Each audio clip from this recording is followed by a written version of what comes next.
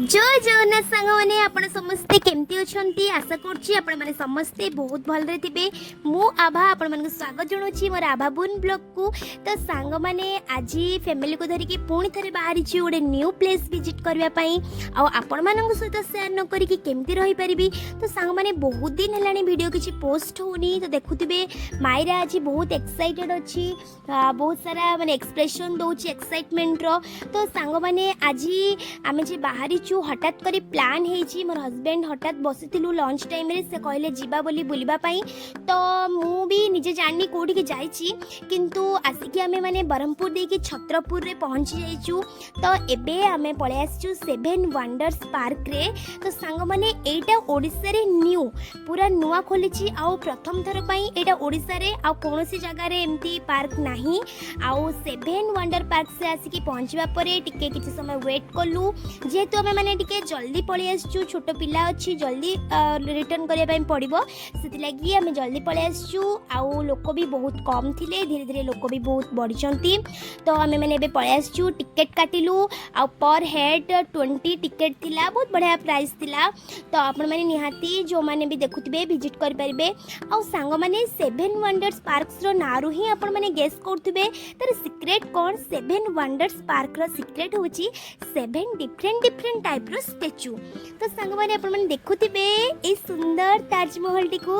हां सांग माने ओडिसा रे प्रथम थर पई जदी आपण माने आग्रा रो ताजमहल को अनुभव करबा पई चाहउचंती ओडिसा रे तले आपण माने झटपट करके पळे आसंतु हमर गंजाम डिस्ट्रिक्ट रो छत्रपुर रे ए सुंदर पार्क टी को। तो सांग माने एठी बहुत डिफरेंट टाइप रो सेवन टाइप रो स्टैच्यू अछि। तो सेति लागि ताना सेवन वंडर्स पार्क हेची। आ मु जे तुम फैमिली को नै के आस्तिली जल्दी आस्तिली देखुथिले बहुत फांका थिला जगहटा किंतु धीरे धीरे लोक आसीबा स्टार्ट हो जाइतिले। आ एठी ना आपण माने जो माने प्री वेडिंग करिया पई चाहउचंती परफेक्ट प्लेस जो माने भी बाहर को जाई पारु नाहंती ओडिसा बाहर को प्री वेडिंग फोटोशूट पई बहुत सुंदर प्लेस देखो सांग माने आपण मान को बहुत हिस्टोरिकल प्लेसटा माने बहुत सुंदर हिस्टोरिकल जिनस भी देखा पाइबे। तो मु पळे आसला परे मोर झियो ए जे दोलीटा को देखे कि ये ठारिला जे एडी से खेलिबो बोली। तो मामा बसचंती आ मामा को बसई देकी तांकर बैग फैग धरे देकी झियो को खेलेली। देखंतु बहुत सुंदर टाइप रो व्यू अच्छी एडी फोटो उठिया पई आ बहुत बढ़िया लागिला मते स्पेशली एठी आसिकी।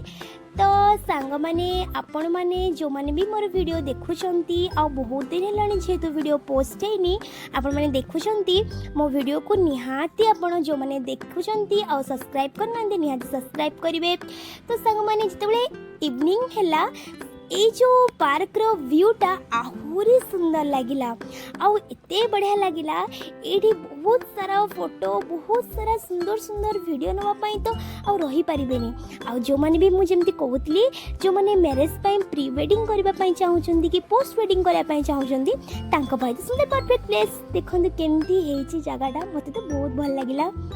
आउ सांग माने आउ एठी की आसीबा परे आपण माननकु माने सतरे बहुत भल लागिबो। आउ बहुत सारा हमर ओडिसा बाहर रो थिबा जिंस को आपण माने ओडिसा भितरे ही अनुभव करि परिबे। आउ अनुभूति मोर बहुत रहिला, बहुत भल थिला। आउ धीरे धीरे लोक माने भी देखुचंती बढ़ुचंती। आउ ता भितरे मु मायरा को धरिकी फोटो उठाउची, मामा मायरा को धरिकी फोटो उठाउचंती, तार काका मायरा को धरिकी फोटो उठाउची। तो बहुत सारा सुंदर माने फोटो क्लिक कलु आउ बहुत एंजॉय कलु। तो देखंतु सांग माने केमती लागुची टोटल सेठिकार भीतर व्यू।